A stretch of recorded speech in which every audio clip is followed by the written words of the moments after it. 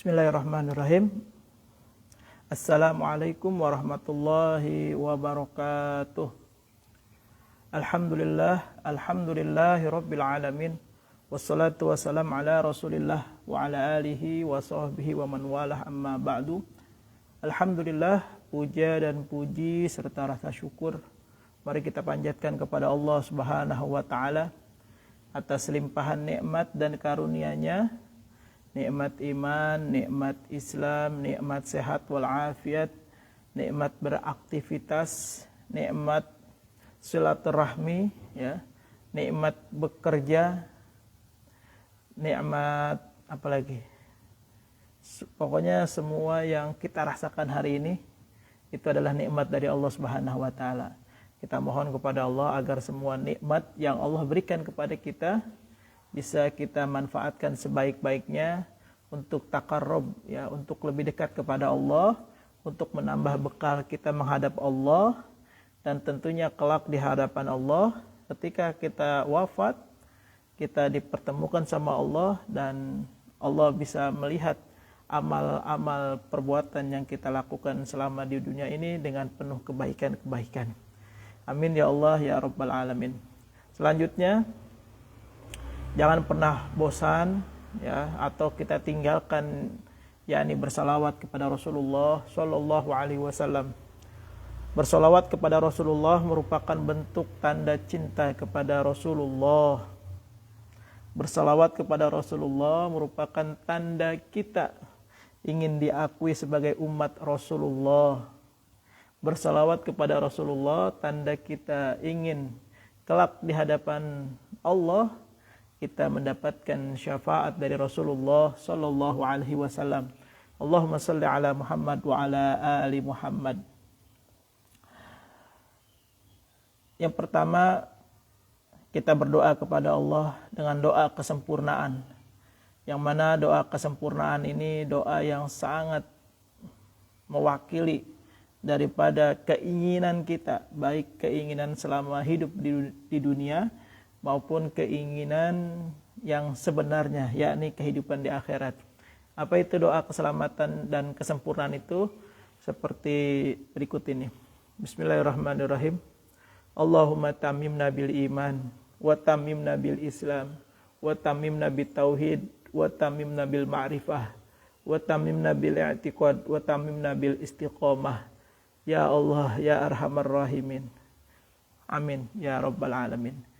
Ini merupakan doa memohon kepada Allah kesempurnaan iman, kesempurnaan keislaman kita, meminta kepada Allah kesempurnaan tauhid kita, dan meminta kepada Allah kesempurnaan ma'rifah kita, pengetahuan kita, dan mohon juga kepada Allah kesempurnaan keyakinan kita.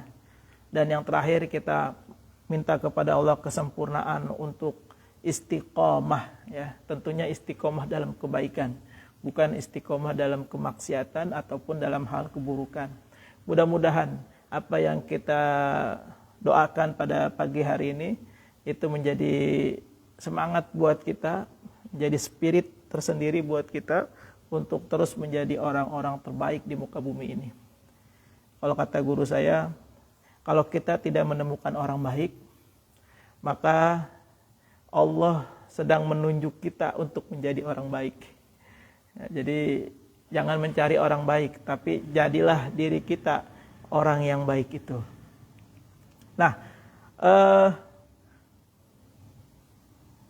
menyempurnakan janji yang harusnya tadi malam saya tunaikan, tapi karena semalam sinyalnya kurang bagus, sinyalnya jelek, maka hari ini saya akan sampaikan materi yang pernah saya informasikan, yakni tentang menjadi karyawan Allah. Nah, menjadi karyawan Allah ini sebuah materi yang memang menarik, ya, karena sedikit orang yang bisa sampai memahami emangnya Allah punya karyawan. Nah gitu ya, emangnya Allah punya karyawan. Lah terus bagaimana kondisi yang menjadi karyawan Allah itu? Seperti apa gitu? Kan Allah itu Tuhan semesta alam. Masa Tuhan semesta alam punya karyawan? Itu yang nanti kita coba bahas bersama-sama.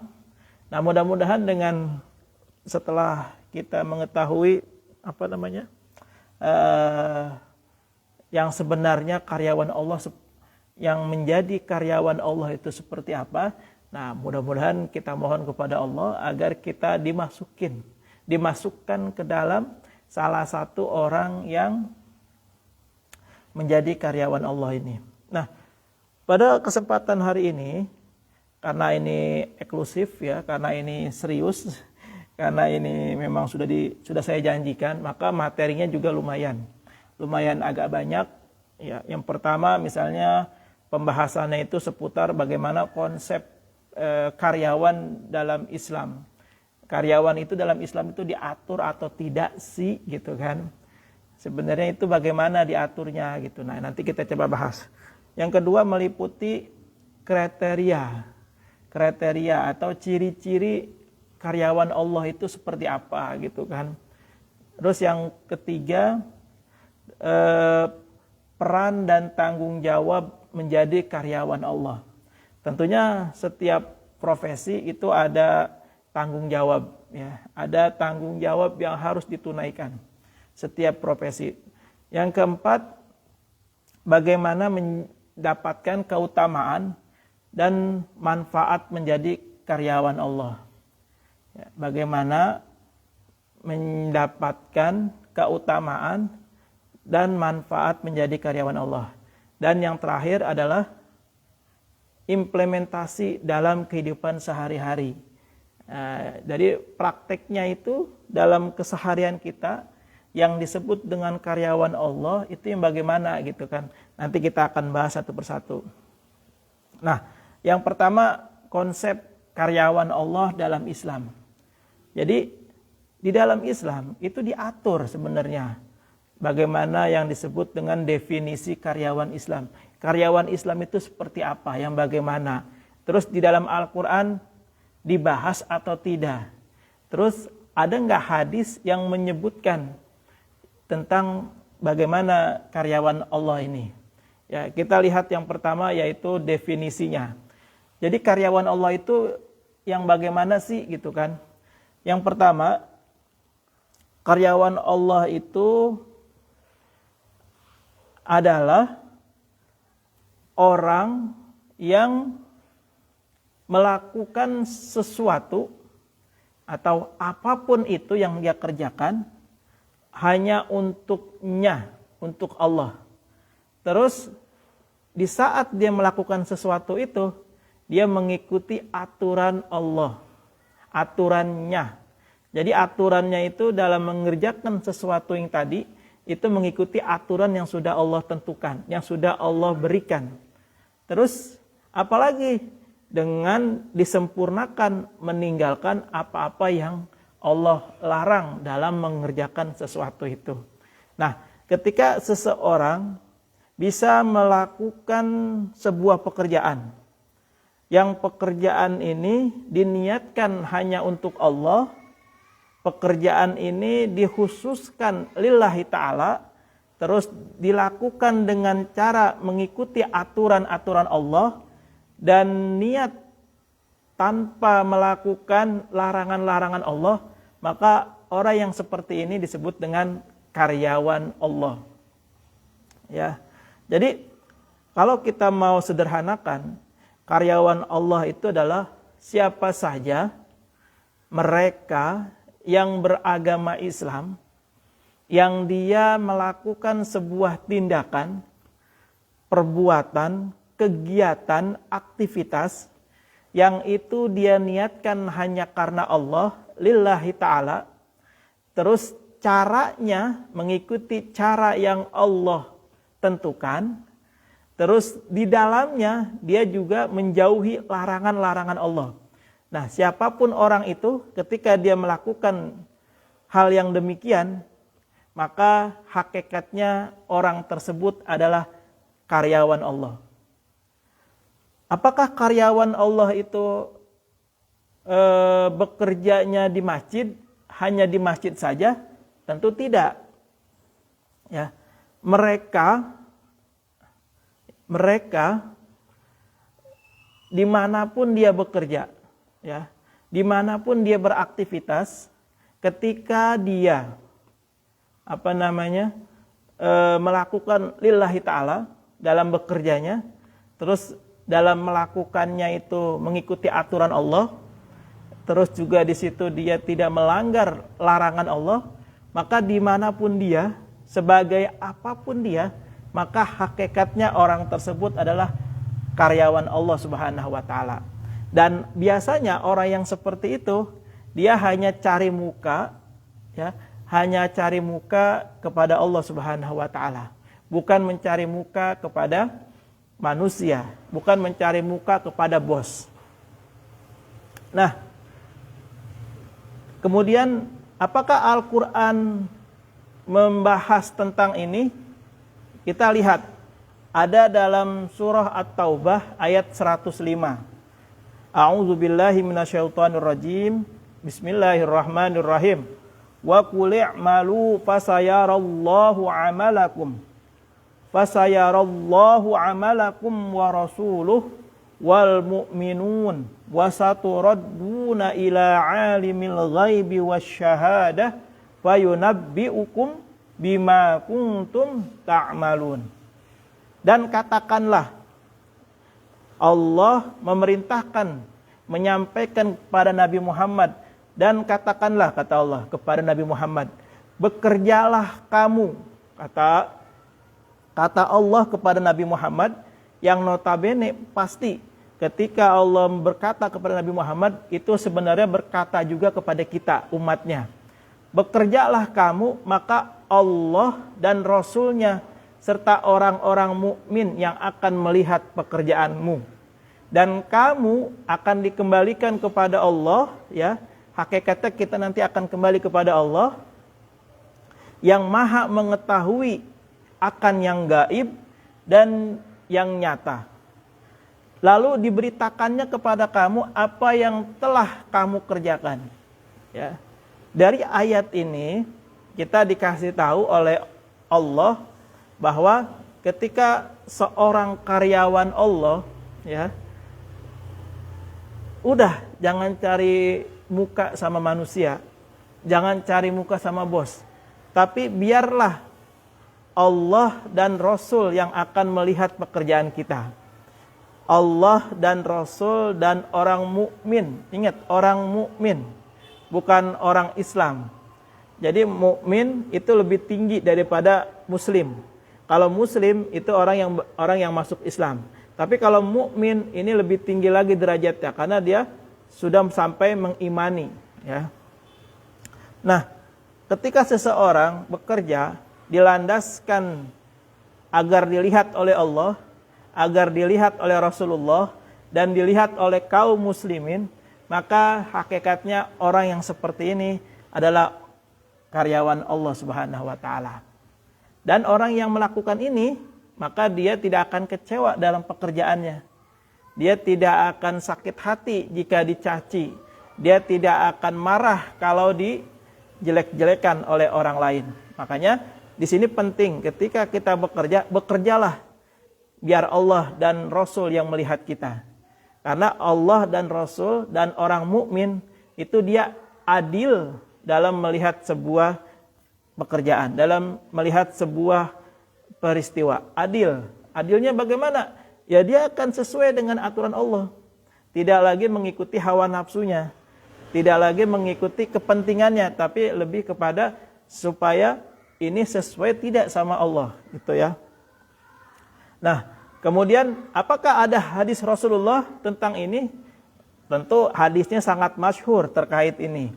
Ya mungkin semuanya hafal. Innamal a'malu binniyat. Nah, ini innamal a'malu binniyat adalah satu-satunya hadis yang paling banyak diketahui oleh kaum muslimin terkait betapa kita diarahkan bagaimana setiap melakukan aktivitas apapun itu, maka harus dikembalikan niatnya kepada Allah Subhanahu wa Ta'ala.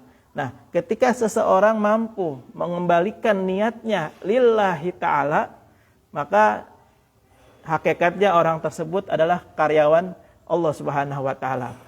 Nah, kalau kita jujur dalam diri kita, yang ada lillahi ta'alanya itu cuma satu. Apa itu? Ketika sholat. Apa buktinya? Kita baca niat sholat. Usolli fardul maghribi salasa rokaatin mustaqbilal kiblati adaan lillahi ta'ala. Kalau teman-teman atau semuanya menyadari, cari niat yang selain ini, ya, yang selain niat sholat, itu mungkin hanya beberapa yang ada lillahi ta'ala. Nah, ini menunjukkan kepada kita bahwa ayo kita kembalikan semua kepada Allah agar kita semua menjadi karyawannya Allah. Ketika menjadi karyawannya Allah, itu sudah pasti untung dan beruntung, ya. Tidak akan rugi selamanya. Nah, itu hadis yang pertama tentang niat yang memang harus kita kembalikan kepada Allah Subhanahu wa taala. Yang kedua, hadisnya adalah ini juga sangat menentukan betapa kita betul-betul dibantu sama Rasulullah supaya kita bisa mengembalikan apa yang kita lakukan itu untuk Allah Subhanahu wa taala, lillahi taala, dan untuk Rasulnya. Apa itu? Barang siapa yang tujuan utamanya meraih pahala akhirat, niscaya Allah akan menjadikan kekayaan dalam kalbunya, menghimpun baginya semua potensi yang dimilikinya, dan di dunia akan datang sendiri kepadanya seraya mengejarnya. Ya, ini yang menjadikan kita kemudian disuruh mengejar akhirat, bukan mengejar dunia. Ketika kita mengejar akhirat, yaitu lillahi ta'ala, maka dunia akan berbondong-bondong mengikuti, ya. Kalimat selanjutnya adalah sebaliknya. Barang siapa yang tujuan utamanya adalah meraih dunia, ingin jabatan, pangkat, pengen kekayaan, pengen fasilitas, niscaya Allah akan menjadikan kemiskinan berada di depan matanya, membuyarkan semua potensi yang dimilikinya, dan dunia tidak akan datang sendiri kepadanya kecuali menurut apa yang telah ditakdirkan untuknya, ya. Jadi hadis ini betul-betul mengingatkan kepada kita, ayo kita cari pahala sebanyak-banyaknya, maka dunia akan mengikutinya. Tapi kalau kita cari dunia saja tanpa kita niatkan untuk akhirat kita, maka kita dunia dapat seadanya, akhirat tidak dapat sedikit pun, ya. Ini yang menjadi pengingat buat kita semua. Ayo kita kembalikan apa yang menjadi aktivitas kita, ya, untuk kita labelkan dalam diri kita niatkan dalam diri kita bahwa itu adalah lillahi ta'ala, untuk Allah Subhanahu wa ta'ala. Insya Allah ketika itu kita tanamkan dalam diri kita, maka itu akan menjadi kebaikan buat kita dan menjadi keselamatan di dunia, apalagi nanti di akhirat. Yang bisa kita lakukan agar menjadi karyawan Allah, mari kita awali setiap yang kita ucapkan, yang kita lakukan dengan membaca basmalah. Bismillahirrahmanirrahim. Insya Allah ketika sesuatu itu diawali dengan Bismillahirrahmanirrahim, maka di situ ada kebaikan, di situ Allah terlibat, di situ menjadi pahala buat orang yang mengatakannya dan mengerjakan perbuatan itu. Dan hanya kebaikanlah yang diawali dengan basmalah. Tidak mungkin orang melakukan sebuah kesalahan, sebuah keburukan diawali dengan basmalah. Itu tidak mungkin. Karena al-haq wal batil itu tidak mungkin bercampur, ya. Yang hak ada tempatnya, yang batil ada juga tempatnya. Maka kesalahan itu tidak mungkin diawali dengan basmalah, ya. Makanya ini menjadi poin buat kita untuk selalu mengawali aktivitas kita apapun itu dengan Bismillahirrahmanirrahim. Ya, agar kita mendapatkan petunjuk dari Allah. Nah, selanjutnya yang disebut dengan kriteria karyawan Allah itu yang seperti apa gitu kan. Jadi dalam dunia kerja kita mengenal yang namanya etos kerja. Nah, pertanyaannya apa sih itu etos kerja? Ternyata etos kerja dalam Islam itu jelas dan orientasinya kepada Allah Subhanahu wa taala. Etos kerja kalau secara umum itu maknanya adalah semangat atau motivasi kerja. Nah, tapi kalau dalam Islam, etos kerja yang sebenarnya adalah semangat, motivasi kerja yang dilandasi dengan ibadah kepada Allah Subhanahu wa taala. Jadi kerja itu bukan hanya sekedar memenuhi kebutuhan dunia, tapi juga sebagai pengabdian kepada Allah Subhanahu wa taala. Kita beraktivitas itu kita niatkan untuk pengabdian kepada Allah. Ini memang kalau kita tidak pahami dengan baik, kita akan terjebak dengan rutinitas aktivitas yang begitu-begitu saja, tapi nggak ada nilai ibadahnya. Ya, pergi pagi, pulang sore, bahkan pulang malam, bahkan nggak pulang-pulang. Nah, itu kalau kita tidak niatkan untuk lillahi ta'ala, maka itu akan menjadi hal yang sia-sia, hanya dapat dunia saja, tapi tidak ada nilai pahala dan tidak ada nilai kebaikan di sana. Nah, kalau mau lebih spesifik lagi, lebih detail lagi, yang disebut dengan kriteria karyawan Allah itu adalah yang pertama, memiliki keikhlasan dan berakhlakul karimah. Ini penting. Jadi seseorang kalau mau disebut karyawan Allah, dia harus ikhlas, niatnya lulus, ya, niatnya lurus untuk Allah Subhanahu wa taala. Nah, teman-teman, ikhlas itu berbeda dengan apa namanya? Apa itu? Ikhlas itu tidak berhenti saya ikhlas, kemudian saya nggak dibayar. Nggak begitu. Ya. Ikhlas itu adalah mengharapkan kepada Allah yang terbaik. Jadi ketika kita bekerja ikhlas, maka kita mengharapkan kepada Allah balasan yang terbaik. Nah, ini namanya ikhlas.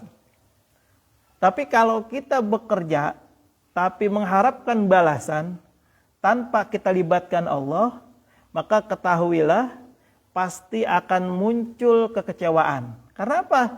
Karena pasti kita mengharapkan sesuatu yang notabene kita nggak tahu yang sebenarnya itu kayak gimana gitu. Dan ketika yang kita inginkan tidak sesuai dengan yang kita harapkan, maka pasti kecewalah kita. Makanya yang paling aman adalah bekerjalah dengan niat tulus, ikhlas, dengan mengharap imbalan dari Allah, mengharap balasan dari Allah. Ya, ketika itu kita lakukan, maka berapapun yang kita terima itu lebih lebih ringan kita nikmati. Ya, itu yang pertama. Yang kedua, kriteria menjadi karyawan Allah itu adalah memiliki nilai takwa. Takwa itu identik dengan dua hal. Melakukan perintahnya, menjauhi larangannya. Itu takwa. Nah, di dalam kita bekerja, di dalam kita beraktivitas, bisa nggak tuh nilai takwa kita terapkan? Ketika kita mampu menerapkan nilai takwa dalam aktivitas kita, maka kita sudah menjadi karyawan Allah Subhanahu wa taala. Bisa nggak kita meninggalkan yang dilarang sama Allah dan menjauhi apa-apa yang memang Allah tidak sukai dalam bekerja itu? Maka di situ adalah memiliki kriteria menjadi karyawan Allah. Terus apalagi kriterianya? Orang yang menjadi karyawan Allah itu haruslah memiliki kejujuran atau sifat siddiq. Ya, yang selanjutnya kepedulian sosial, peka dengan lingkungan, dan memiliki kesederhanaan, tidak berlebih-lebihan. Komitmennya, karyawan Allah itu orang yang selalu berkata jujur. Terus juga berintegritas. Apa itu integritas? Wah, keren sekali nih bahasanya nih, integritas. Integritas itu adalah berani memegang teguh prinsip kebenaran dalam setiap aspek kehidupan. Wah, integritas. Ini integritas ini bahasanya tajam, tapi tumpul dalam aplikasinya. Ya, integritas ini keren kalimatnya, keren istilahnya, tapi sedikit orang yang mampu menerapkan dalam kehidupan sehari-hari. Kenapa? Karena biasanya orang yang gagal dalam menerapkan integritas itu dia yang pertama tingkat keikhlasannya sedikit, nilai ketakwaannya mungkin menurun, terus akhlaknya juga pastinya nggak akan jauh ya. Karena integritas itu menyangkut ketakwaan seseorang.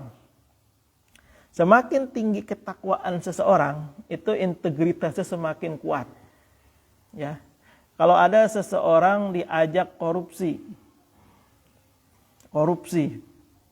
Kalau dia berintegritas tinggi didasari ketakwaan, pasti dia akan menolak. Pasti dia akan menjauh, pasti dia akan meninggalkan takwa. Tapi kalau dia tidak memiliki ketakwaan yang cukup, maka ketika ada godaan korupsi, godaan penyelewengan, godaan manipulasi, dia akan tergiur. Kenapa? Ketakwaannya rendah. Terus kriteria selanjutnya apa lagi? Yakni memiliki amanah, ya, tanggung jawab dan menjaga kepercayaan serta rendah hati, tawadu. Ya. Menjadi karyawan Allah itu harus tawadu, nggak boleh sombong. Dan harus bertanggung jawab. Apa yang dilakukan siap bertanggung jawab. Apa yang dikerjakan siap dipertanggungjawabkan. Apa yang diucapkan siap dipertanggungjawabkan. Itu namanya karyawan Allah. Jadi tidak lari dari masalah. Ya, kalau ada yang lari dari masalah, itu bukan karyawan Allah. Ya, karyawan Allah itu siap dengan segala konsekuensinya selama tujuannya lillahi ta'ala. Terus yang terakhir yang tidak kalah penting adalah kriteria menjadi karyawan Allah adalah dia bekerja keras dan tekun, itqan. Ya. Nah, kemudian yang selanjutnya adalah apa peran dan tanggung jawab karyawan Allah? Ya.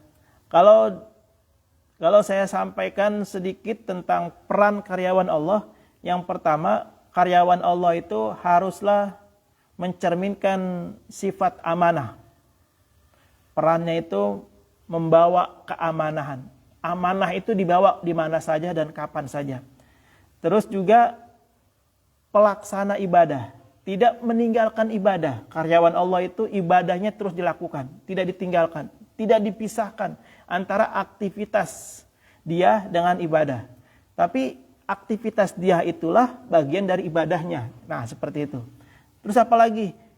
Perannya adalah membawa kebaikan. Dimanapun dia berada, dia selalu membawa kebaikan, bukan sebaliknya. Terus apa lagi? Penegak keadilan. Ketika terjadi sesuatu yang tidak adil, tidak sesuai, maka dia menjadi penegaknya.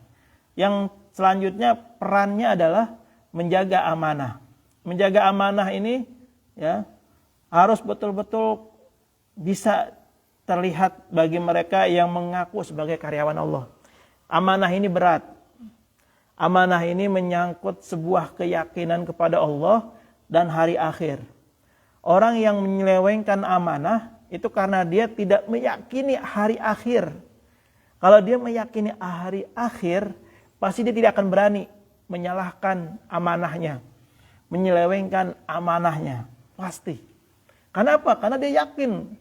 Kalau dia yakin dengan hari akhir, yang mana hari akhir itu adalah hari seluruh perbuatan dihisab, seluruh aktivitas diperhitungkan, maka dia akan berpikir 1000 kali buat melakukan sebuah pelanggaran daripada menyelewengkan amanah tadi.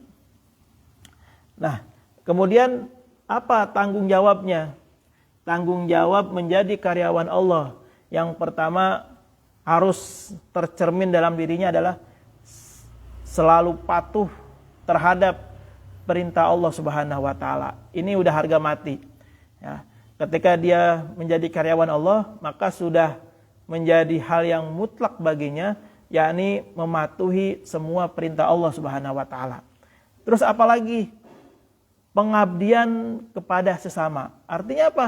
Dimanapun dia berada, disitulah dia sedang mengabdi kepada sesamanya. Artinya apa? Memberi kebermanfaatan kepada sesamanya. Terus apa? Mengembangkan diri, yakni terus bertumbuh. Baik secara emosional, baik secara psikisnya, baik secara kejiwaannya, baik secara wawasannya, baik secara intelektualnya, baik secara spiritualnya, terus bertumbuh. Itu karyawan Allah. Jadi dia tidak puas dengan keadaannya, dengan apa adanya. Terus dia meningkatkan kualitas dirinya. Apalagi yang paling besar tanggung jawab yang menjadi karyawan Allah adalah mampu mencerminkan akhlakul karimah. Dimanapun dia berada, dimanapun dia beraktivitas, apapun yang dia kerjakan, di situ tercermin akhlakul karimah. Ketika akhlakul karimah yang dipancarkan, maka di situ pasti banyak kebaikan-kebaikan. Di situ pasti banyak kebermanfaatan. Di situ pasti banyak hal yang banyak orang-orang yang suka dan senang kepadanya. Itulah cermin dari sebuah akhlakul karimah. Nah, kemudian yang selanjutnya, apa ya manfaat atau keutamaan menjadi karyawan Allah? Ini perlu saya sampaikan agar menjadi motivasi buat diri saya khususnya dan siapapun yang melihat video ini. Apa itu manfaat menjadi karyawan Allah? Apa keutamaannya? Yang pertama, orang itu akan selalu mendapat ridho dari Allah Subhanahu wa taala. Allah ridho kepada orang itu. Yang kedua apa? Mendapatkan pahala yang berlipat ganda. Yang ketiga apa? Dicintai oleh sesamanya. Baik saudaranya, baik teman-temannya, baik mitra-mitra kerjanya, baik lingkungannya, semuanya cinta kepada orang yang menjadi karyawan Allah ini. Terus apa lagi? Menjadi teladan yang baik buat sekitarnya. Apalagi hidupnya berkah dunia akhirat. Apalagi mendapat perlindungan dari Allah Subhanahu wa taala. Apalagi hidupnya seimbang, ya. Hidupnya seimbang. Maksudnya apa? Seimbang di sini artinya segala kebutuhan dia, baik yang sifatnya dunia maupun sifatnya akhirat, itu balance, ya. Tidak ada sesuatu yang membuat dia gelisah, yang tidak ada sesuatu yang membuat dia gundah gulana. Semuanya mengalir dengan baik. Terus apalagi? Menjadi asbab Allah mengampuni dosa-dosanya dan mengangkat derajatnya di hari kiamat kelak. Ya, itulah keutamaan atau manfaat menjadi karyawan Allah Subhanahu wa taala. Nah, yang terakhir, implementasi dalam kehidupan sehari-hari.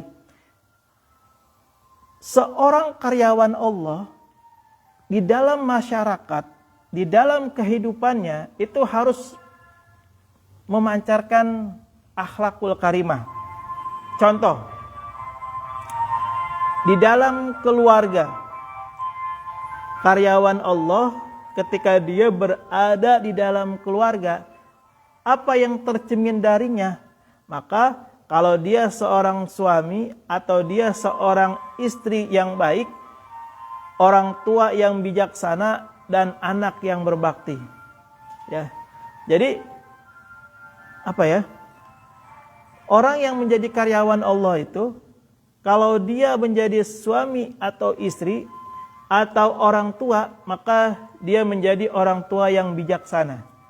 Kalau dia seorang anak, maka dia akan menjadi anak yang berbakti. Ini adalah implementasi daripada bukti seseorang menjadi karyawan Allah dalam lingkup sebuah keluarga. Ini yang pertama. Yang kedua, bukti karyawan Allah yang nyata daripada lingkungan keluarga, dalam lingkungan pekerjaan. Apa yang terjadi? Orang tersebut akan menjalankan tugas dengan profesional, dengan penuh kejujuran, dan penuh dedikasi, dengan penuh tanggung jawab. Ini karyawan Allah. Jadi kalau benar-benar, maka di lingkungan pekerjaan itu, orang yang menjadi karyawan Allah itu menjalankan tugas dengan profesional, sesuai dengan job desk-nya, ya, terus dilakukan dengan jujur, ya, terus juga dengan penuh dedikasi, dengan penuh tanggung jawab. Itu yang kedua. Yang ketiga, implementasi dalam kehidupan sehari-hari seorang karyawan Allah adalah dalam lingkup masyarakat, dalam lingkup pergaulan sosial secara umum. Apa yang dapat tercermin dari seseorang yang diklaim sebagai karyawan Allah adalah orang tersebut aktif dalam kegiatan sosial dan memberikan kontribusi bagi komunitasnya, bagi lingkungannya. Nah ini, jadi karyawan Allah itu dimanapun dia berada, dia selalu menebarkan kebaikan, menebarkan kebermanfaatan, menebarkan kenyamanan, menebarkan apalagi keindahan dalam kesehariannya. Nah, kita harus bisa mengembalikan apapun yang kita lakukan itu untuk Allah Subhanahu wa taala. Ya, lillahi ta'ala, lillahi ta'ala. Yang bisa kita melakukan dengan cara niatkan sesuatu itu untuk Allah Subhanahu wa taala. Apapun itu. Ya, jangan sampai niatnya untuk Allah tapi tujuannya untuk dipuji manusia, jangan. Niatnya untuk Allah tapi pengen dilihat oleh atasan kita, jangan. Kalaupun kita bekerja, lakukan pekerjaan itu sesuai dengan job desk kita, tapi kita niatkan untuk lillahi ta'ala, untuk Allah Subhanahu wa ta'ala. Saya mengerjakan ini karena mengikuti perintahmu ya Allah. Udah selesai, ya. Nah, itu saja yang dapat saya sampaikan hari ini. Mudah-mudahan materi hari ini bisa kita aplikasikan dalam kehidupan kita sehari-hari. Ingat, kita kembali niat kita, kembali ke niat kita. Apapun yang kita lakukan, kembali ke niat kita. Niatnya buat apa? Ya. Insya Allah dari hadis yang tadi kita ketahui, yang ingin dunia akan dapat dunia, tapi tidak dapat akhirat. Tapi yang niatnya akhirat, dapat dunia. Kita disuruh milih, mau yang mana. Ya. Baik, itu saja yang dapat saya sampaikan hari ini. Mohon maaf jika banyak kekurangan, banyak kesalahan. Ya, kalau yang benar datangnya dari Allah Subhanahu wa taala, kalau yang salah, yang buruk datangnya dari diri al-fakir. Mudah-mudahan bermanfaat. Hadanallahu wa iyyakum ajmain. Assalamualaikum warahmatullahi wabarakatuh.